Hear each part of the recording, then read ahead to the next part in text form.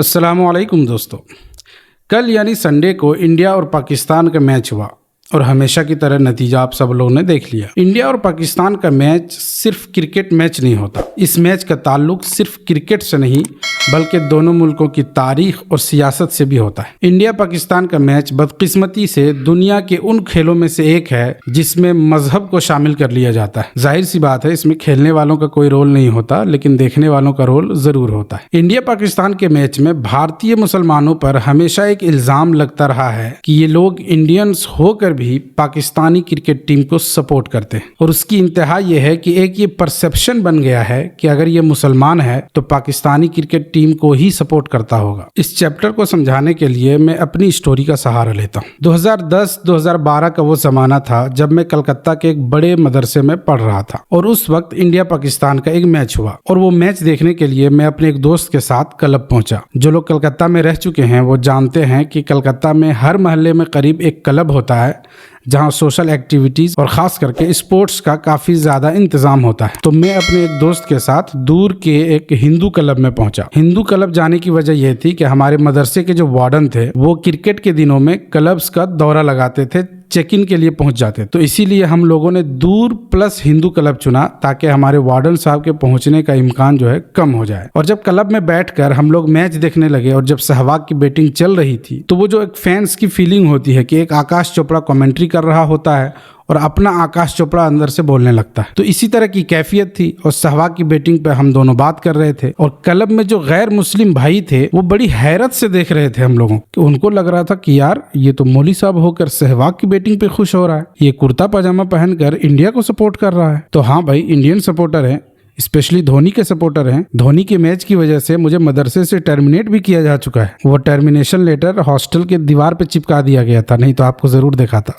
देखिए, ये बात बिल्कुल सही है और ये मैं मानता हूँ कि हमारे कुछ मुस्लिम भाई हैं जो इंडियंस होकर भी पाकिस्तानी क्रिकेट टीम को सपोर्ट करते हैं, लेकिन उसके पीछे क्या कारण हो सकता है और उसकी वजह जानने की हमने कोशिश की तो कुछ इंटेलेक्चुअल्स हैं जो इसकी वजह और रीजंस बताते हैं।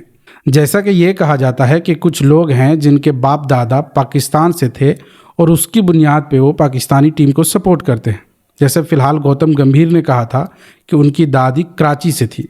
मेरी दादी कराची से है, मेरे दादा मुल्तान से हैं। अरे वाह। तो मेरे दादा मुल्तान से थे, मेरी दादी कराची से थी। तो जब मैं पाकिस्तान गया तो उनका सिर्फ एक ही ये था कि घर वालों का कि मुल्तान में देख के आना कि जहाँ हम रहते थे और कराची में देख के आना जहाँ मैं रहती। तो उसकी वजह से एक कनेक्शन बन पाता है जिसकी वजह से वो पाकिस्तान को सपोर्ट करते हैं। और उसके रीजंस के तौर पर यह भी बताया जाता है कि एक ज़माने में पाकिस्तानी टीम काफ़ी अच्छी और शानदार टीम थी।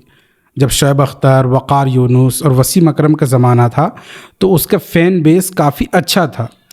हो सकता है कि उसी ज़माने में कुछ लोग उनके फैंस इंडिया में भी बने हों और अभी तक उसी वजह से पाकिस्तान को सपोर्ट कर रहे हों। देखिए, ये सारी बातें सही मानी जा सकती हैं अगर पाकिस्तानी टीम का मुकाबला किसी और टीम के साथ हो रहा है, लेकिन पाकिस्तानी टीम का मुकाबला इंडिया के साथ है and you are supporting Pakistan over India, this is not acceptable. और यही वजह है कि दुबई के ग्राउंड में जब पाकिस्तान ने इंडिया को 10 विकेट से हराया तो उदयपुर की खातून नफीसा अत्तारी, उन्होंने पाकिस्तान की जीत को सेलिब्रेट करते हुए अपने व्हाट्सएप पे एक स्टेटस लगाया और उसके बाद उसे गिरफ्तार भी किया गया। इसी तरह कश्मीर में कुछ लड़के थे, उन लोगों ने भी पाकिस्तान की जीत को सेलिब्रेट किया था और उन लोगों को भी गिरफ्तार किया गया। 2018 में एक फिल्म आई थी मुल्क, उस वक्त ऋषि कपूर साहब बाहयात थे और इस फिल्म का हिस्सा थे। उस फिल्म में भी इस चीज को हाईलाइट किया गया है। उसमें एक बहुत बेहतरीन डायलॉग है जिसमें कहा गया है कि अगर आप पाकिस्तान की जीत पर पटाखे फोड़ेंगे तो फिर लोग आपको पाकिस्तानी कहेंगे ही। देखिए, इसके रीजंस के तौर पर इंटेलेक्चुअल्स ने जो बताया है वो मैं आपके सामने रख चुका हूँ, लेकिन इसके बारे में मेरा जो एक्सपीरियंस है वो ज़रा अलग है। मेरे साथ ऐसा बार बार हुआ है कि इवनिंग में इंडिया पाकिस्तान का मैच है और हमेशा की तरह इंडिया ने पाकिस्तान को हरा देना है।